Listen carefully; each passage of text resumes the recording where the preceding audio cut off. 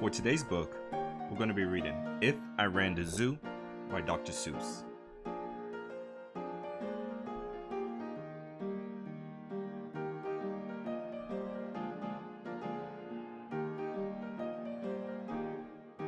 It's a pretty good zoo, said young Gerald McGrew, and the fellow who runs it seemed proud of it too.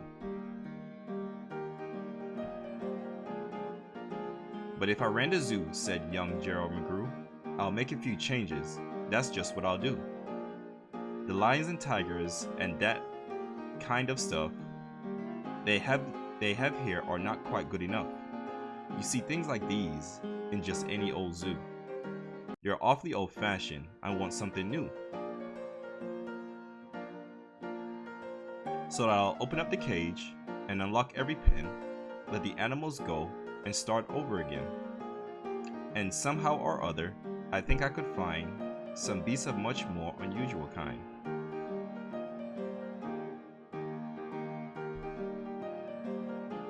A four-footed lion's not much of a beast. The one in my zoo will have 10 feet at least, 5 legs on the left and 5 more on the right. Then people will stare and they'll say, what a sight. This zookeeper knew Keeper Gerald's quite keen. That's a god-darnest lion I'll ever have seen.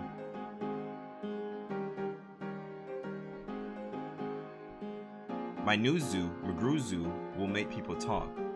My new zoo, McGrew Zoo, will make people gawk at the strangest odd creatures that ever did walk. I'll get from my zoo a new sort of hen, who roosts in another hen's top knot, and then another one roosts in a top knot of his, and another in his, and another in his, and so forth and upward and onward, gee whiz. But that's just a start. I'll do better than that. They'll see me next day in my zookeeper's hat, coming into my zoo with an elephant cat. They'll be surprised. They'll all swallow their gum. They'll ask, when they see my strange animals come, where do you suppose he get things like these from? His animals all have such very old faces. I bet he must hunt them in rather odd places. And that's what I'll do, said young Gerald McGrew. If you want to catch beasts you don't see every day, you have to go to places quite out of the way. You have to go to places no others can get to. You have to go to cold, and you have to go to wet too. Up past the North Pole, where the frozen winds quail, I'll go and I'll hunt in my Skigomobile and bring back a family of what do you know? And that's how my new zoo, McGrew Zoo, will grow.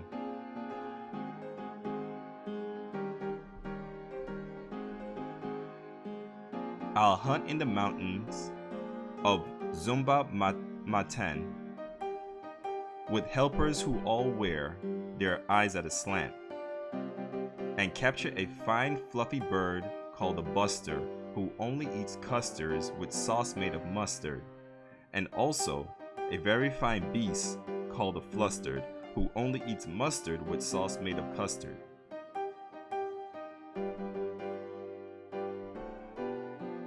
I'll catch him in caves, and I'll catch him in brooks. I'll catch him in crannies, and I'll catch him in nooks that you don't read about in geography books. I'll catch him in countries that no one can spell, like the country of Motafapel. In a country like that, if a hunter is clever, he'll hunt up some beasts that you never saw ever. I'll load up 5 boats with a family of jolts, whose feet are like cows but wear squirrel skin coats, and sit down like dogs but have voices like goats, expecting they can't sing the very high notes. and then I'll go down to the wilds of Nantucket and capture a family of lunks in a bucket. Then people will say, now I like that boy's heaps. His new zoo, McGrew Zoo, is growing by leaps. He captures them wild, and he captures them meek. He captures them slim, and he captures them sleek. What do you suppose he will capture next week? I'll capture one tiny, I'll capture one cute. I'll capture a deer that no hunter could shoot. A deer that's so nice, he could sleep in my bed, if it weren't for those horns that he has on his head.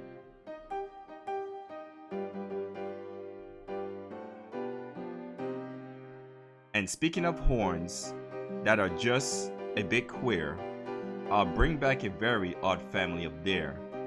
A father, a mother, two sisters, a brother, whose horns are connected from one to the other, whose horns are so mixed they can't tell them apart, can't tell where they end and can't tell where they start.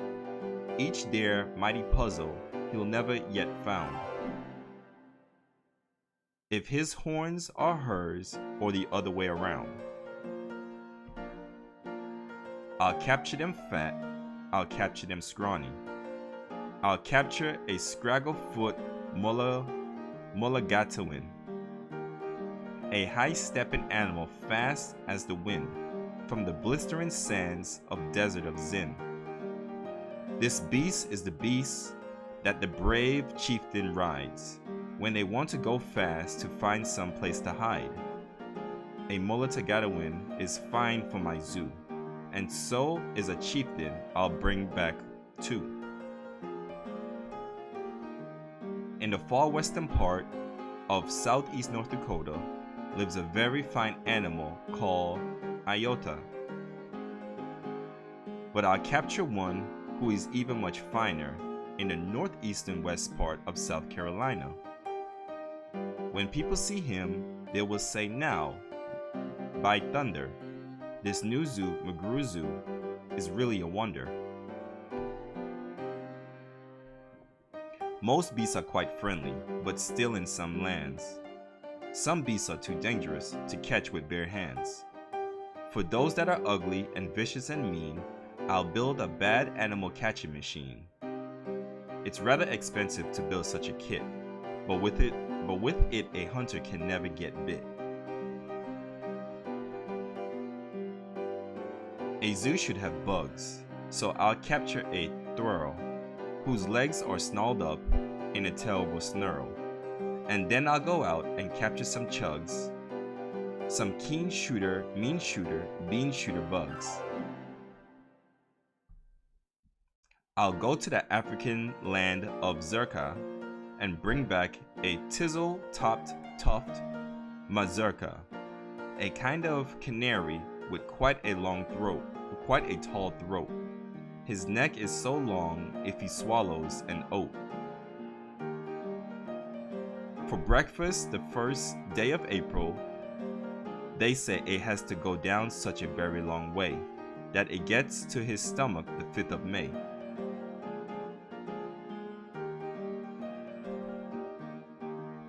I'll bag a big bug who is very surprising, a fella who has a propeller for rising and zooming around making cross-country hops from Texas to Boston with only 2 stops. Now that sort of thing for a bug is just tops. And when I've caught him, then the next thing you know, I'll go and capture a wild TickToe with X's that wins and with 0 that lose. He'll look mighty good in this zoo of McGrews. I'll bring back a gusset, a jeskin, and a gasket, and also a goosht from the wilds of Nantasket. And 8 Persian princes will carry the basket, but what their names are, I don't know, so don't ask it.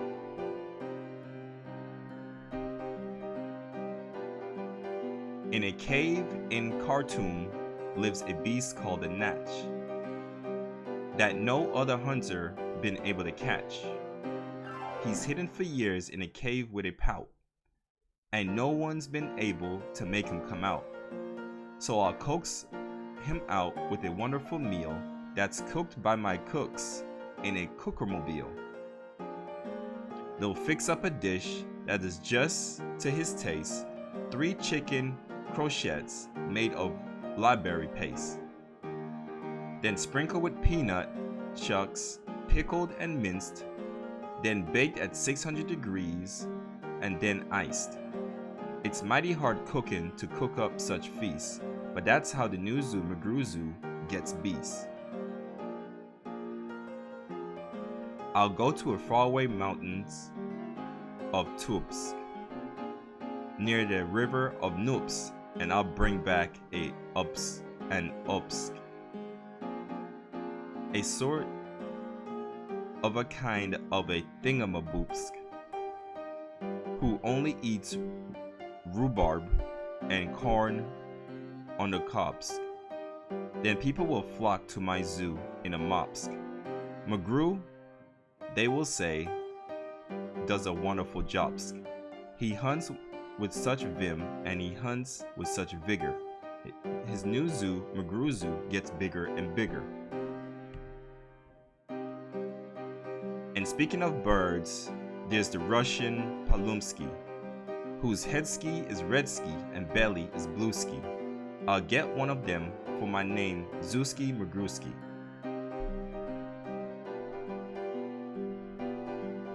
Then the whole town will gasp, why, this boy never sleeps.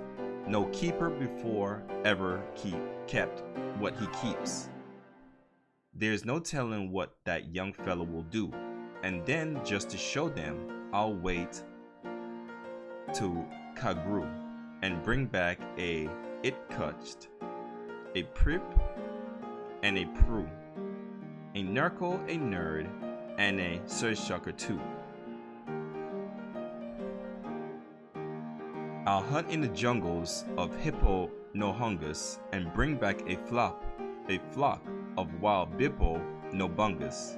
The Bippo No Bungus from Hippo No Hungers, and better than those down in Bippo No Dungus, Dippo No Dungus, and smarter than those out of the Nippo No Nungus, and that's why I'll catch 'em in Hippo No Hungers, instead of those others in Nungus and Dungus.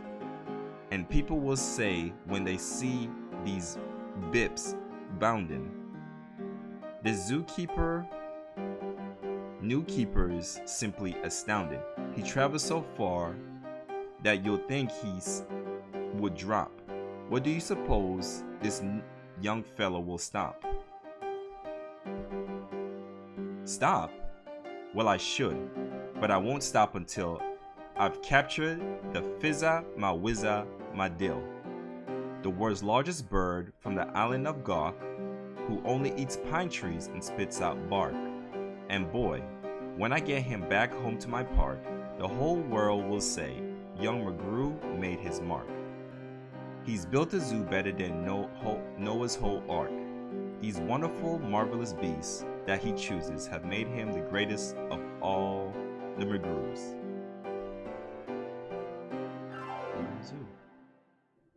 Wow, they're all cheer. What this new zoo must be worth. It's the galldarnest zoo on the face of the earth. Yes, that's what I'll do, said young Gerald McGrew. I'll make a few changes if I ran the zoo.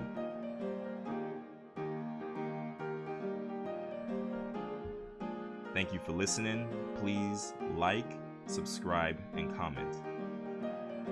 Expect much more to come.